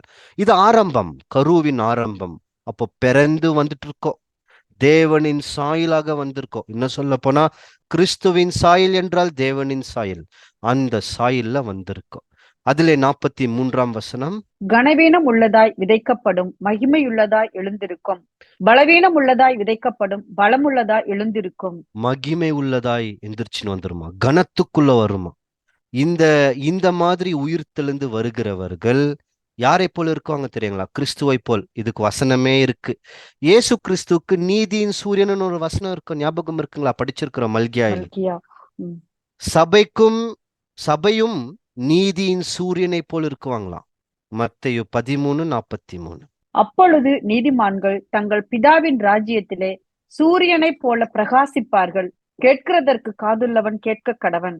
நீதிமான்கள் பிதாவின் ராஜ்யத்தில் சூரியனை போல். யார் சூரியன்? கிறிஸ்து. ஏன்னா இவங்க கிறிஸ்துவின் சாயலாக மாறுனதுனால கிறிஸ்து மாதிரி பிரகாசிக்கிறார்களா. இதுதான் வெளிப்படுத்தல் 22 பார்த்தோம். அந்த சபை தேவனின் பிரகாசத்தை கொண்டிருந்ததுன்னு சொல்லி. ஏன் தேவனின் பிரகாசம் என்றார்னா, கிறிஸ்துவின் பிரகாசத்துக்குள்ள வந்துட்டு இருக்கிறாங்க. இதை யார் தேடுவாங்கன்னு பாத்தீங்கன்னா, இன்னைக்கு இந்த சிந்தனை நம்மளுக்குள்ள வந்திருந்துச்சுன்னா, அழியாமையும் கனத்தையும் தேடுகிறவர்களுக்கு தேவன் கொடுக்கிறாராத்த. எப்படி தேடுவாங்கன்னா, கீழ்ப்படிதல் மூலமா தேடுவாங்களா. ரோமர் 2 அதிகாரம் 7 சோர்ந்து போகாமல் நற்கிரியைகளை செய்து மகிமையையும் கனத்தையும் அழியாமையையும் தேடுகிறவர்களுக்கு நித்திய ஜீவனை அளிப்பார். தேடுகிறவர்களுக்கு நித்திய ஜீவனை அளிக்கிறாராம். இதுதான் தலையாகிய கிறிஸ்துக்குள் எல்லாவற்றிலும் வளர்ந்தவர்கள், மெச்சோர் இன் த லார்டுன்வார். எபேசியர் 4:13 வாசிக்க வேண்டாம். அப்போ இந்த அளவுக்கு இது எப்படி அந்த ஒரு சின்ன கரு கொஞ்சம் கொஞ்சமாக வளர்ந்துனே கடைசியா எப்படி அடையுதுன்னு பாத்தீங்கன்னா, கிறிஸ்துக்குள் எல்லாவற்றிலும் வளர்ந்து நிக்குதான், மெச்சோர் ஆயிட்டு இருக்குதான். இதத்தான் அங்க நிக்கோடிமஸ் கிட்ட பேசுறார். என்ன பேசுறாருன்னா, அந்த ஆவிக்குரிய ஜனுப்பித்ததல் இதோட ஆரம்பம் ஞானஸ்தானம், சின்ன கரு. அப்புறமா எப்போ பெருசா எப்படி அந்த கரு வளர்ந்து ஒரு குழந்தையா மாறி உலகத்துக்குள்ள வருதோ, இந்த புது சிருஷ்டி ஆவிக்குரிய ஜனிப்பித்ததல் ஞானஸ்தானத்துல ஒரு சின்ன கருவாக மாறி வளர்ந்து நாளுக்கு நாள் கிறிஸ்துவை போல் மாறி நின்று அது மறிச்சு மாம்சம் செத்து ஆவிக்குரிய உயிர்த்தெழுதல வரும்போது கிறிஸ்துவின் சாயலாக வந்திருக்குமா. தன்னை பெற்றெடுத்த தன் தாயின் ரூபத்துல வந்திருக்கும், மனிதனோட ரூபத்துல, மனுஷனோட கரு. ஆனா இந்த ஆவிக்குரிய ஜனுப்பித்ததல் தன்னை பெற்றெடுத்த தேவனின் சாயல்ல வெளியே வந்திருக்கும். அதுதான் கிறிஸ்துவின் சாயல். இதத்தான் நாம் இயேசு கிறிஸ்துவின் பிறப்புல இருந்து உயிர்த்தெழுதல் வரைக்கும் அப்படியே பார்த்தோம். இது அப்படியே யாருக்கு கம்பேர் பண்ணன்னு பாத்தீங்கன்னா, நம்ம வந்திருக்கிற சபைக்கு பார்த்தோம். ஆவிக்குரிய ஜனிப்பித்ததல், அவங்களோட பிறப்பு ஞானஸ்தானத்திலிருந்து அவங்களோட உயிர்த்தெழுதல் வரைக்கும். இது இந்த கண்ணோட்டத்துல பார்த்தா நம்ம சிம்பிளா புரிஞ்சுக்கலாம். அப்போ நாம இன்னைக்கு எங்க இருக்கிறோம்? நாம பிறந்துட்டோம், உலகத்துக்குள்ள வந்துட்டோம். நம்மளோட மாம்ச பிறப்பல்ல, ஆவிக்குரிய பிறப்பு ஆயிடுச்சு, பிறந்துட்டோம். இப்போ எந்த அளவுக்கு இந்த புது சிருஷ்டி வளர்ந்துன்னு வந்துன்னு இருக்கு, எந்த அளவுக்கு வளரணும் தெரியுது பாருங்க. அந்த மெஷர்மெண்ட் தெரியுது. அந்த மெஷர்மெண்ட்ல வளர்ந்து நிற்கிறவர்கள் 1,44,000 பேரை நிவர்த்தி செய்வார்கள். இந்த அழைப்பை பெற்றுக்கொண்டிருக்கிற நாமும் இந்த அழைப்பை விட்டுவிடாமல், பின்வாங்கி போகாமல், நின்று விடாமல், நடந்திருந்தாலும் நடந்துன்னு போனா கூட, முள்ளமாக நடந்தாலும், வேகமாக ஓடலனா கூட பரவாயில்ல, ஆனா நாம் நடந்துன்னு இருக்கிறத நிக்க வைக்காமல் கொஞ்சம் கொஞ்சமா பேபி ஸ்டெப்ஸ்ன்னு சொல்லுவோம். குழந்தை போல் தவழ்ந்து நடந்துன்னு இருக்கும், கொஞ்சம் கொஞ்சமா பேபி ஸ்டெப்ஸ் அப்படி எடுத்து வச்சிருந்தாலும் சரி, நாம் முன்னோக்கி பயணித்தவர்களா இருந்தோமானால் கடைசியான இலக்கு கிறிஸ்துவின் சாயலை நம்மளால் அடைய முடியும். இந்த இலக்கை நம் மனதில் வைத்து கொண்டு கிறிஸ்துவிடத்தில் சென்று சேர, அவரோட ரூபத்தில் மாற தேவன் தாமே நம்மை அனைவரையும் ஆசீர்வதிப்பாராக. ஆமேன்.